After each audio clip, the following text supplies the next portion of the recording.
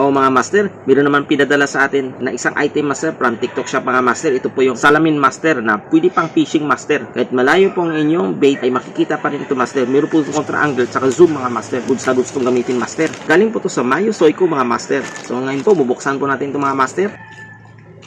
So yun po. Ito mga master, nakabalot po yung master oh. So tatanggalin po natin master.